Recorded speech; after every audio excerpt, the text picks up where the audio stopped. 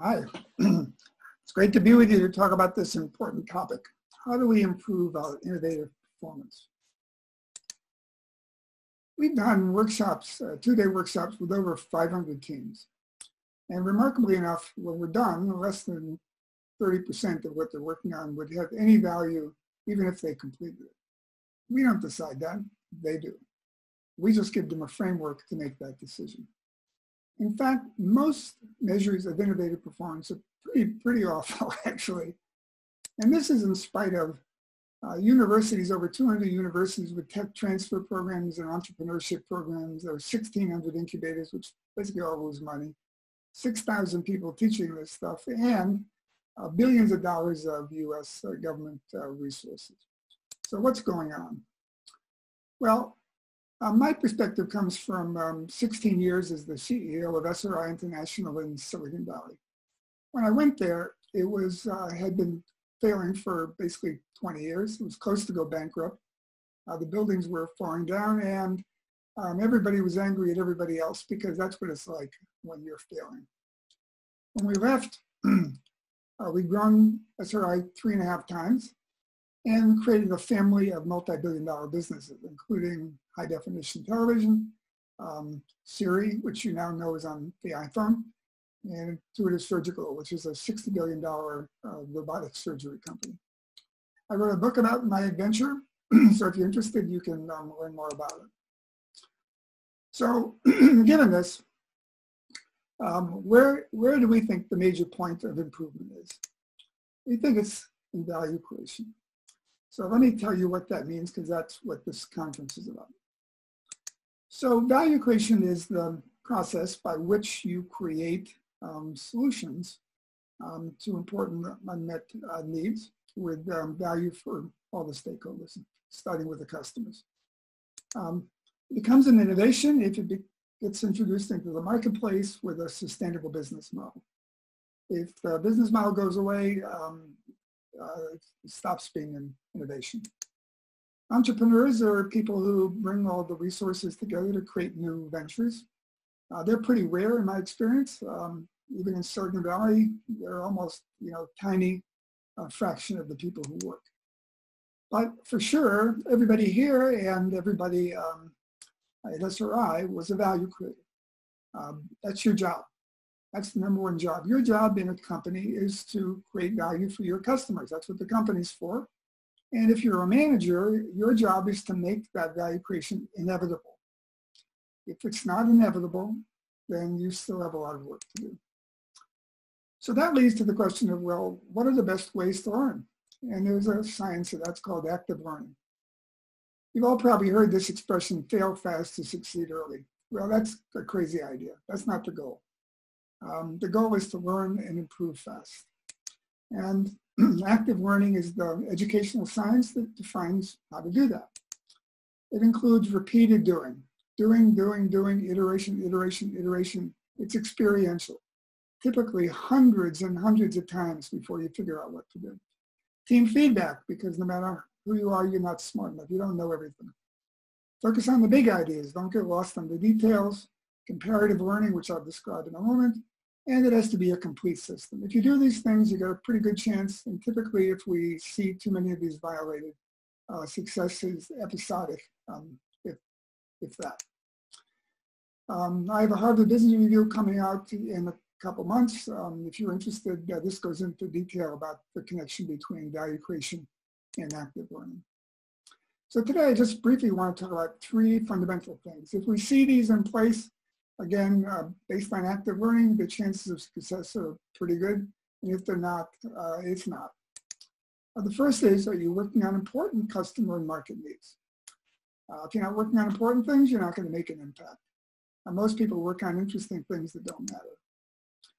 Do you have shared language for customer value and the customer? The most important concept, we believe, is the value proposition.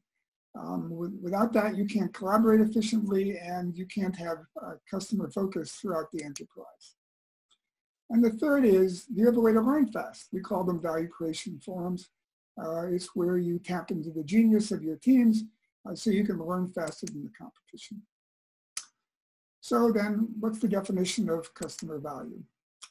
Value is benefits over costs. And of course, there are many different combinations of benefits and costs. Here's an example. Some people still like keypads on their phones. Most people want a touchscreen today. But it's only the customer who decides.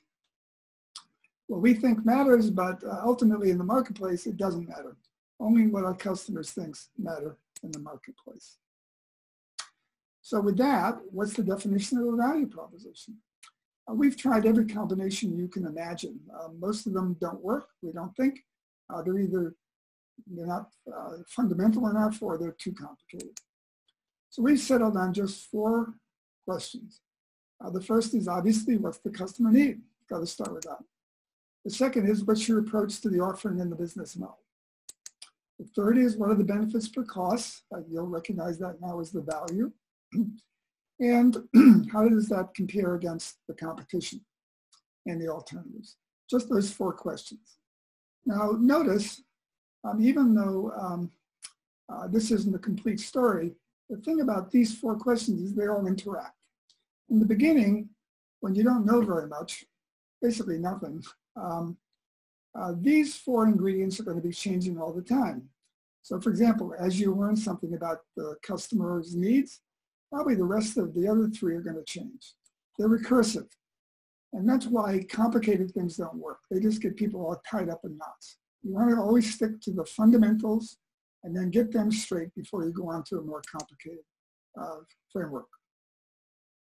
So in our world, every employee must address at least these 4 questions for every initiative they're doing, whether it's in HR or finance, or if you're not creating value for your customers, you're not doing your job. And these are the fundamental questions that define that. Unfortunately, here's what they mostly look like. They look like this. Most people focus on their approach. They're in love with their idea. The need's obvious, the benefits are overwhelming, and there's no competition. This is not a good way to go. I've listened to thousands and thousands of these presentations. And if you can't answer at least these 4 questions, not a complete story, but if you can't answer at least these 4, you really haven't started yet. You're not even going in the right direction, probably. So it starts here. And we teach other things. For example, how do you define important needs? So we often use this Venn diagram where there's customers, capabilities, and competition. We ask people where they'd like to be. Would you like to be in 1? There's customers and competition. Whoops, you can't do anything there, so no. Do you want to be in 2? No customers there, so they don't want to be there. Most people say they want to be in 3, where there are customers, capabilities, and competition. We don't like to do that. We like to be in 4. We like to be in a place where the competition is really weak, or where we have something really, really strong, usually something really, really strong. That's called the white space. Now, eventually, of course, there'll be competition, especially if you're doing something really important. And within the white space, we look for a beachhead. Those are customers who will love our product. It's really important to them right off the bat. So they'll help us get it going. Now, here's the hard thing for people that we see over and over again. What are the key insights that define why the need hasn't been addressed before? What are the 1 or 2 things? Not more than that, just a couple things. And what are the 1 or 2 things that you've identified for the solution? Most people come in with 10 answers to all these questions, and it's the Tower of Babel. It doesn't make sense. That's not what how you get successful solutions rapidly. So here's an example. Sometimes these are called known and unknown needs. You know Nokia, and you know Steve Jobs put them out of business in 7 years. And Steve Jobs famously did not do surveys or ask customers like some of the methodologies that people use. He may talk to people, but that wasn't how he thought. It turns out there were lots of surveys at the time, and they all said keyboards. Now why? Because that's what people could think of. They didn't know about a touch screen.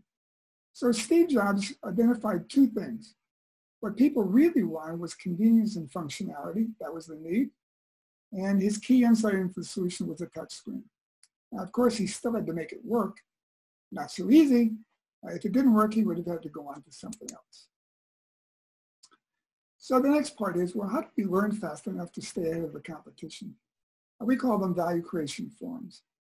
These are meetings where every 2 to 4 weeks, 3 to 6 teams will come in and they'll have 3 to 5 minutes to give their value proposition, NABCs. They'll get team feedback from different perspectives, what was good, what could be improved, eyes of the customer, eyes of the investor. And the speaker then would be silent after they give their talk and listen to the feedback. They listen because otherwise they have to be quiet, otherwise they wouldn't listen. The truth is most of the presentations start out pretty weak, so it would set up kind of an adversarial environment that people are arguing back and forth about things that still weren't very good. So here's the magic part of this. If you use NABC frameworks, which everybody can remember, and use that as the basic framework, you can compare one presentation to the other. So when somebody does something good, for example, on the needs statement, everybody in the room sees it. You say, oh, that's what a key insight means. And this is called comparative learning. It's a little bit like when you go for an eye test. The doctor doesn't put different glasses on one after the other. That wouldn't work. What he does is he just flips back and forth, A, B, A, B, A, B. Well, the value creation forms are like that. We have a relatively compact framework. The presentation is short. The feedback is quick. And what happens is the teams learn from each other. They actually create kind of an exponential learning environment.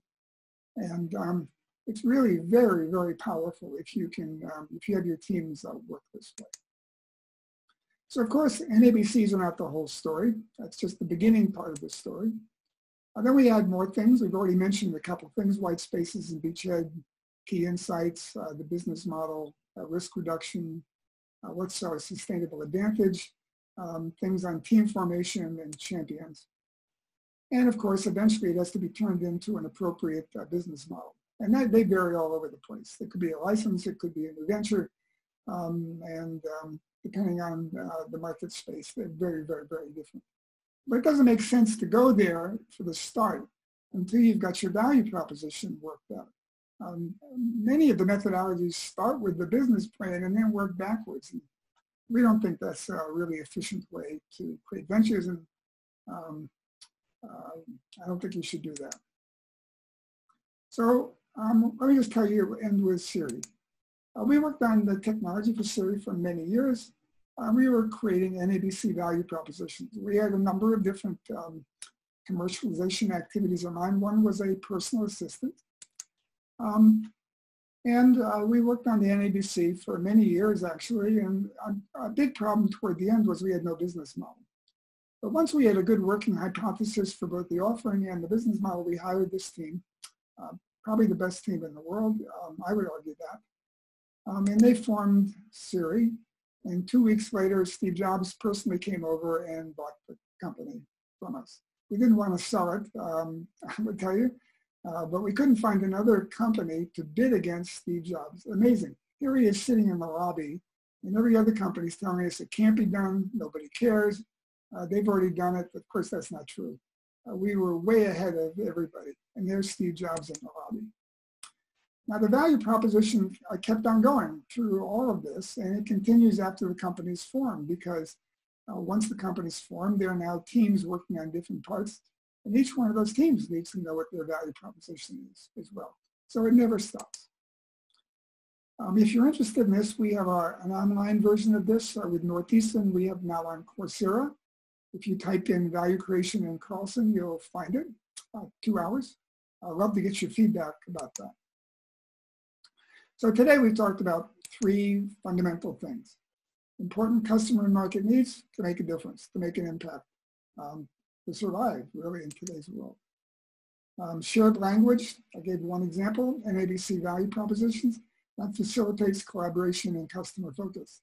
Notice that because it starts out with the customer's need, if everybody in the company does it, automatically you now have a customer-focused enterprise. And I think SRI is the only company I've ever seen that has achieved that. And value creation forums so you can learn and improve faster than your competition. Obviously, there's more to this if you're interested.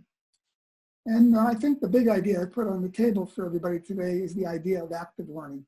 It really does define what works and what doesn't work. And it defines, it also fits in with complexity theory, which some of you talked about in this conference. So with that, I thank you. I look forward to the discussion later on today. Thank you. Bye-bye.